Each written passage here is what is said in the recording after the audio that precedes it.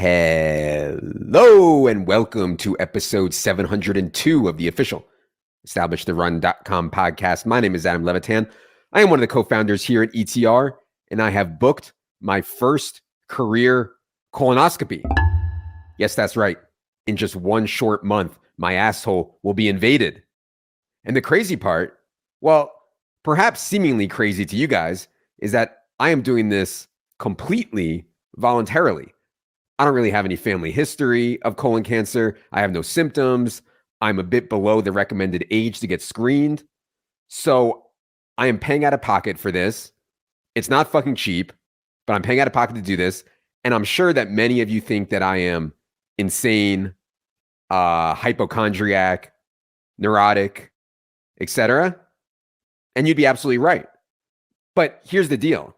I am not afraid of dying. I am really not afraid of dying. Everyone's going to die. It's completely out of our control. I'm at peace with that. What I am absolutely stone cold petrified of, what scares me more than anything, is dying early from something that could have been prevented. So when colon cancer is the third leading cause of cancer deaths, but is almost completely preventable by doing colonoscopies regularly, in my opinion, it's an absolute no-brainer. You know, it's just all asymmetric upside. The risks and downside of doing it are minimal. The upside is fucking catching colon cancer before it spreads and we don't die. And the insurance companies and whoever else, they won't cover a colonoscopy before age 45. Used to be 50 years old, now 45, which to me, quite frankly, is criminal.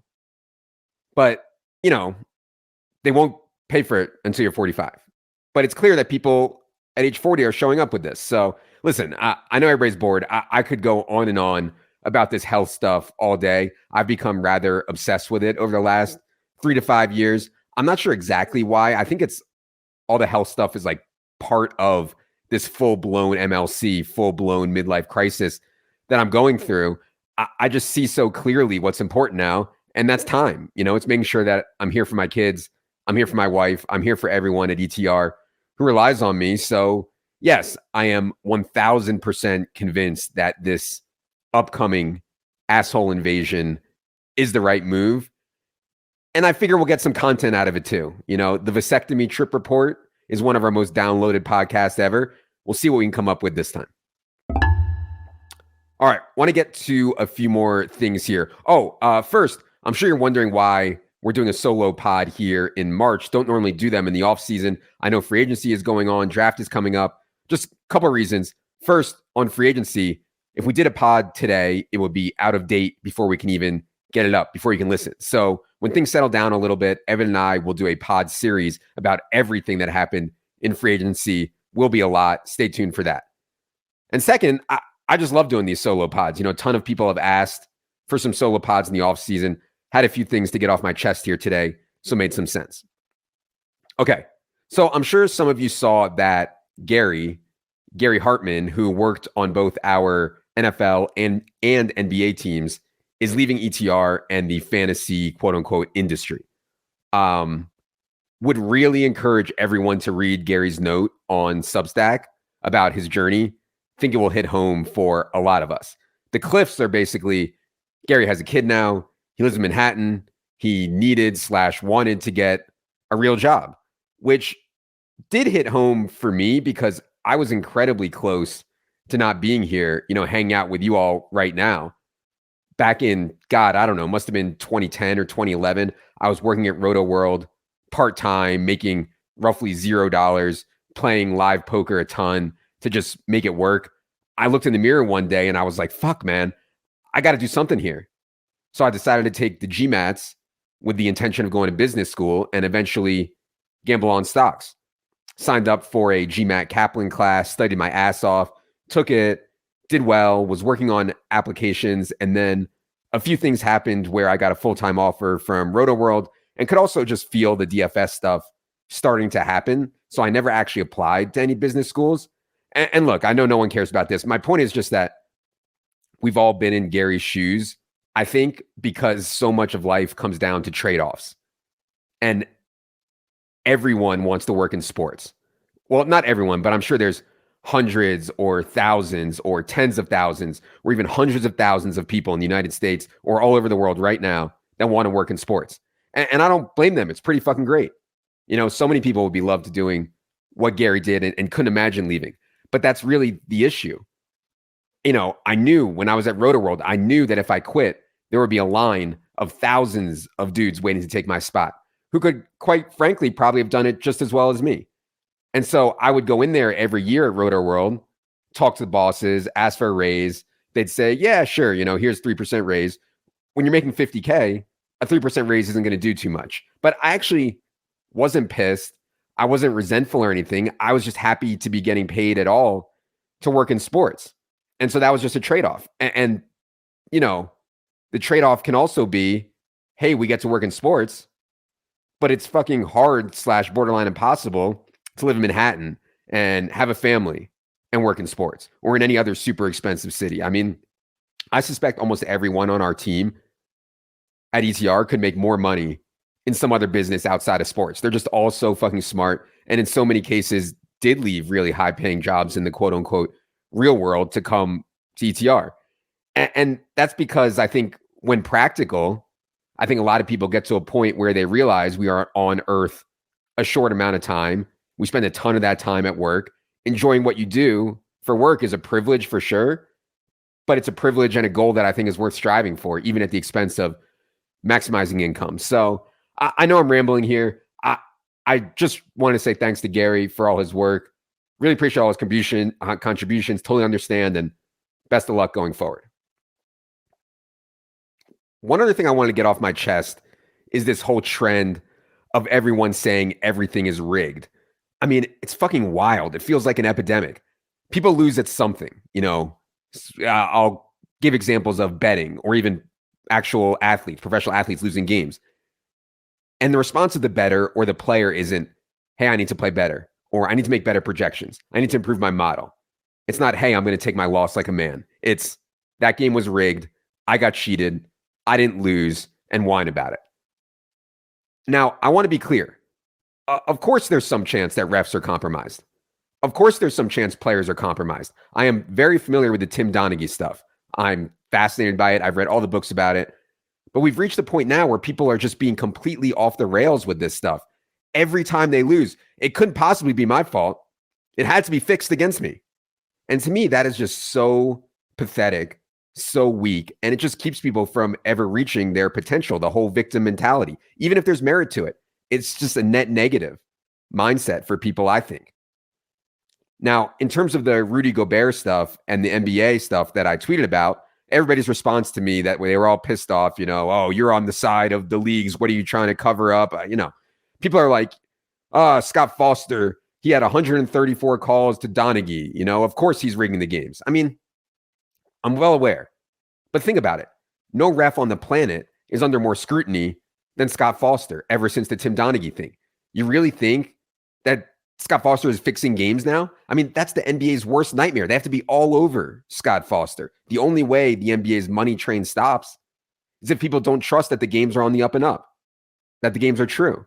And it's the same with DraftKings, same with the NFL. All the incentive for all of these entities is on the side of integrity.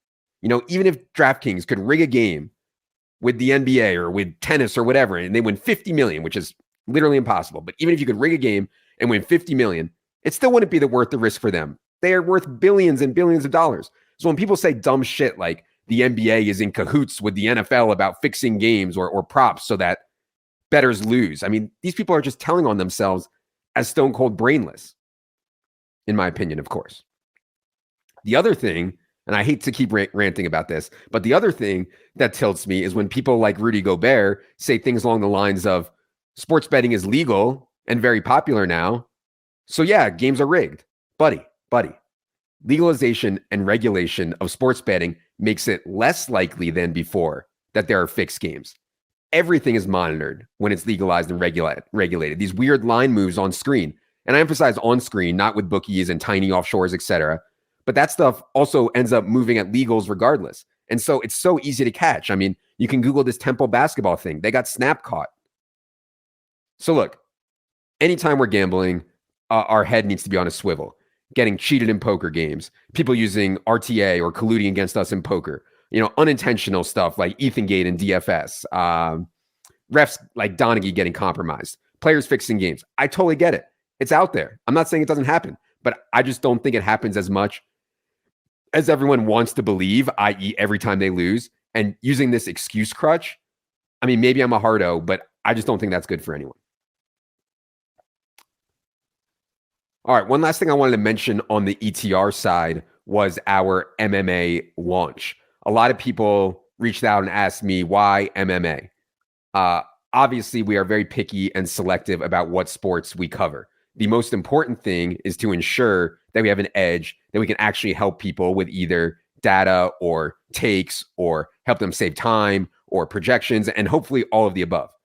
And I think when we were presented with the opportunity to work with Brett Apley on MMA, it was a no-brainer. You know, similar to the March Madness product that we're launching for the tournament, Alex Harden and Sean Newsham, just the best, right? So yeah, one thing about other sports people ask about, you know, they ask about baseball a lot and hockey a lot. First of all, beating more mainstream markets is harder. You know, tons of very smart people with tons of very good data are already in those markets. I think for us to launch something there, it would be very expensive and time consuming to get it where we wanted it to be. And so in order to stay ahead in NFL, NBA, golf, we just need to keep doubling down on that stuff in terms of money and people, because no matter what the idiots on Twitter try to tell you, winning is very, very hard and always getting harder, you know? So it's a balancing act. You know, we want to cover more sports because A, we want to help people more, and B, we want to make money, of course, because we're running a fucking business. But the only way we can cover more sports is if it doesn't distract us from NFL, which we are continuing to double and triple down on. And also if we can actually generate an edge for subscribers, not this performance art nonsense that you see out there from so many people. So hope that helps answer some of the questions on baseball, hockey, stuff like that. All right.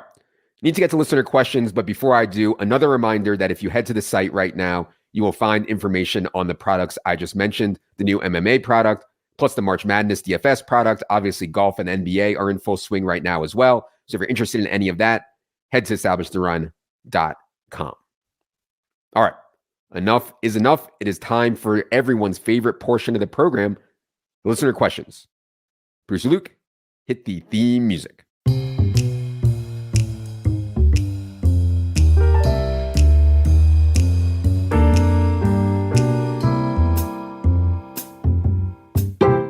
All right, these questions were left over from the end of last NFL season. This is it for that. So next time I do a solo pod, I'll be asking for questions. Stay tuned to Twitter for that, at Adam Levitan, all one word. I'm going to do 4 here today. Question 1 from Fire Mike Tomlin. He said, ran my lifetime numbers on FanDuel. I have a 12% ROI. Is that any good? Would it be wise or unwise to try to expand that to a larger scale? I mostly play long shot parlays on stuff I'm knowledgeable in, mostly NFL. Thanks. Love the show. So, Fire Mike Tomlin, I would need some more context here. Sounds like you're talking about betting, not DFS. In that case, I mean, anyone winning anything at all is crushing, in my opinion. So yeah, 12% is a smash. However, based on your note, I'd be real careful about trying to scale that. Long shot parlays, that scares me. Really hard to be a long-term winner on parlays at all, unless you're a truly winning world-class sports bettor. And hitting a couple of those could really skew your ROI. Not all that similar from DFS GPPs. I mean, let's say you've been playing large field tournaments in DFS for 3 years, every day, you're down 900K. Then one day you hit first place in a lotto for $1 million. Now you're up 100K. Does that mean you're a really good DFS tournament player and you should start playing bigger? I'd have to look at more detail of your results in the Solver Bankroll tracker, of course, shout out to us. But I'm guessing that you shouldn't start playing bigger. I'd look at your finish position rates, how often you're getting lineups into the top 1%. For betting, I'd be looking at how often you're getting CLV and end of game variance, how that's gone in your way or not. But yeah, look, the bottom line with the betting stuff and parlays and everything, I know everyone loves it. I agree it's fun. Very, very, very few people should be doing it as more than a hobby. So if I was your financial advisor, I would vote no on playing bigger, most likely. Fire Mike Tomlin. Sorry for the bad news. Question 2 from Corey. He says, What is the acceptable time/distance for holding a door open for someone? Does gender matter? If person who had the door held for them doesn't say thank you, do you give the passive aggressive, you're welcome? Yeah, door holding. I know a lot of people have done bits on this.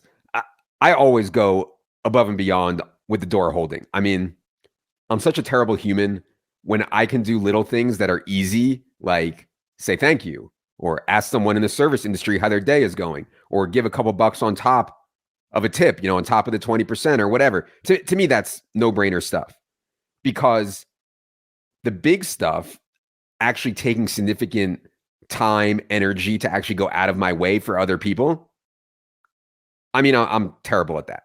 Terrible at that, blaming it on being an only child. And yeah. Oh, your last point.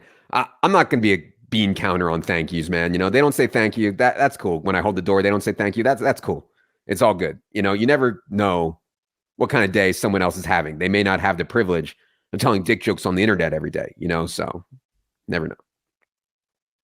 Question 3 from Bayesian Test System. He says, who drives the kids to school and what time do you have to get up to do it? If you have to do it instead of the wife, does that affect how late you stay up grinding on your company, watching sports, DFS, etc.? So when the kids were in daycare, they started there around 8 months old. I took them to daycare every day. It was pure, absolute hell. Actual full-blown hell. They wake up, they've got shit everywhere, they're screaming, they need to eat, they need to get dressed, they need to get in the car, you got to get to daycare, you're crying when you drop them off, you got to pack their bag. I mean, I was on absolute full-blown tilt. And the timing on that was bad. I mean, daycare opened at 7 a.m. I was there at 6:55 a.m. every single day. But going to bed early on that, the kids were getting up so much in the middle of the night anyways and stuff. But, going to bed early, they go to bed pretty early. So that wasn't really an issue. Now though,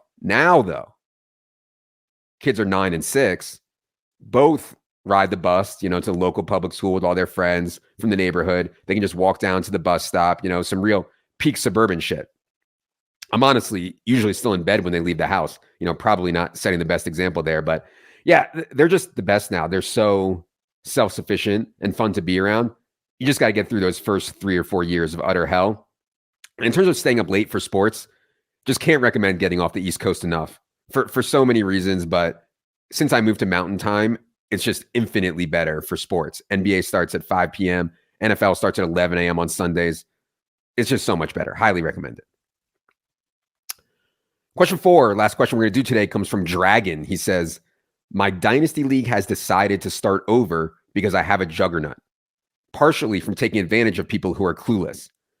My thoughts are, I'm not here to make friends. I'm here to make money. I'm not making us think about this because be better, act like a champion, but this is BS, right? So I realized a while ago, after some mistakes in the area, that you have to separate these two things when it comes to fantasy. You can play fantasy with your friends. It's for fun. It's social. You talk shit, but it's not for the money. We play hard, we grind, but it's for bragging rights, not money.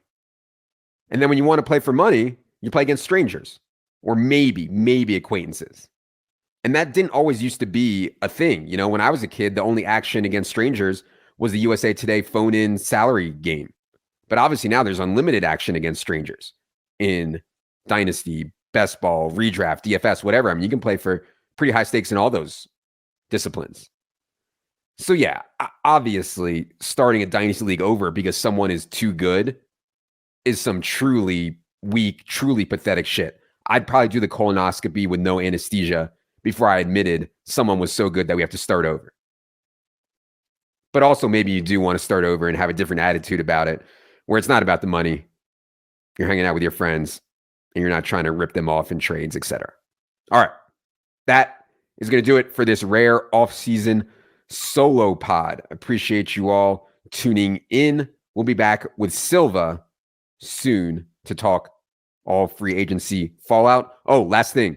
If anyone listening is in North Carolina, I know North Carolina sports betting just launched. You would have to really hate money to not take advantage of the sign-up bonuses that all these sites are offering. If you head to the props tab on ETR, all the sign-up bonuses by state are listed are listed there. For Bruce Luke, for Jerry, the most beautiful beast in the world, I am Adam. Good luck, everybody.